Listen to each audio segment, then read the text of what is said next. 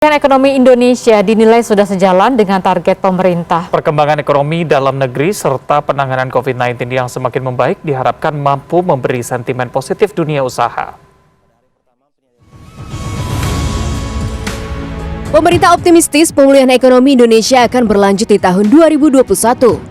Pada kuartal 1 tahun 2021, ekonomi Indonesia tercatat minus 0,74% atau membaik dibandingkan kuartal sebelumnya.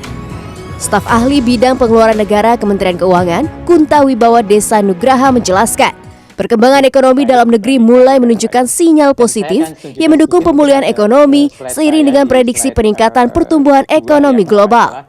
Ini dari seluruh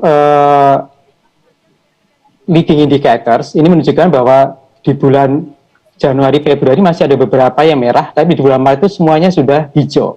Ini menunjukkan bahwa memang perekonomian kita itu sudah menunjukkan tren pemulihan, gitu ya.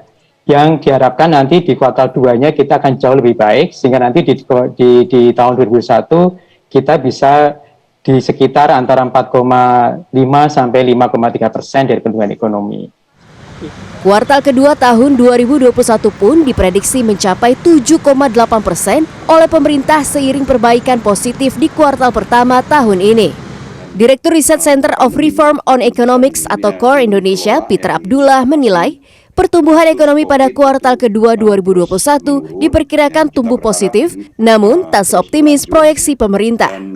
Pemulihan ekonomi on the track, ya. Saya boleh dikatakan bergembira kalau saya salah di dalam memprediksikan pertumbuhan ekonomi di triwulan 2.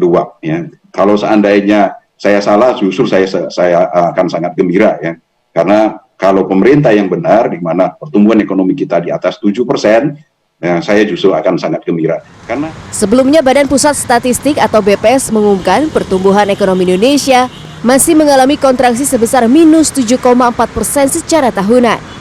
Namun, tren pertumbuhan ekonomi ini membaik dibandingkan kuartal-kuartal sebelumnya. Untuk itu, kebijakan pemerintah dalam pengendalian kasus COVID-19 sangat menentukan proses pemulihan ekonomi nasional.